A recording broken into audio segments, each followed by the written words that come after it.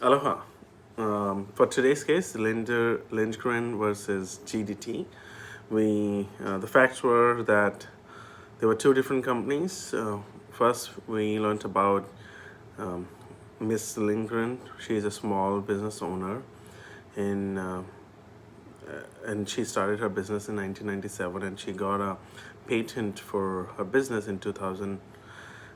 She was selling jewelries that were hanging from the belt loops of the jeans, and the price range for her products was somewhere from $18 to $58. On the other hand, we learned about GDT, that GDT started to selling the jeans for the hoops, also known as the jean jewels, and her product and their product was were somewhere around $58 to $835, and they also filed their application for trademark.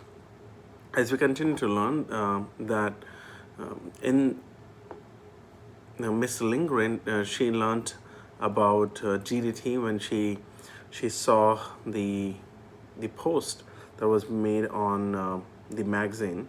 That was the People magazine, and she learned that they're selling the same kind of a product that she's selling, and she filed a case against this company. And uh, GDT Indifferent said that they don't have any physical presence in Iowa, and they don't have any store, they don't have minimum contacts and all those things, and they refuse, means they defended themselves that they don't have a physical presence in Iowa. GDT also filed a motion of dismiss because of lack of presence in Iowa.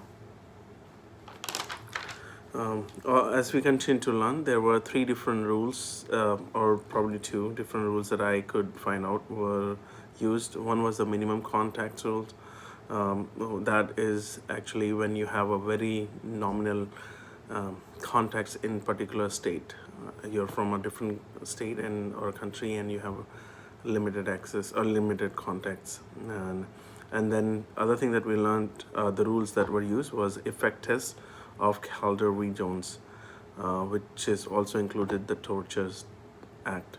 In that, we learned that due to certain intentional reason, like no, intentionally somebody's hurting somebody's business. So that is what the Tortures Act was.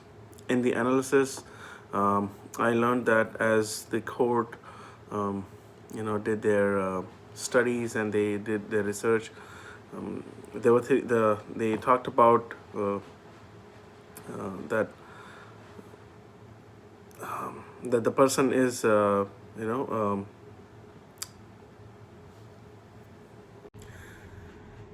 in the analysis, the jurisdictions were trying to analyze that if GDT is trying to keep their presence intentionally outside of Iowa.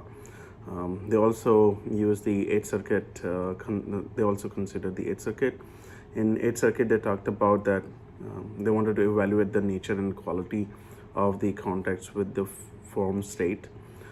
They also wanted to see the quantity of the contacts with the forum state, the relation of the cause of action to the contact, the interest of the forum state in providing a forum for its resident, and also the convenience of the resident. In the conclusion, the case did not meet the express aiming requirements of the Cadler law and the act.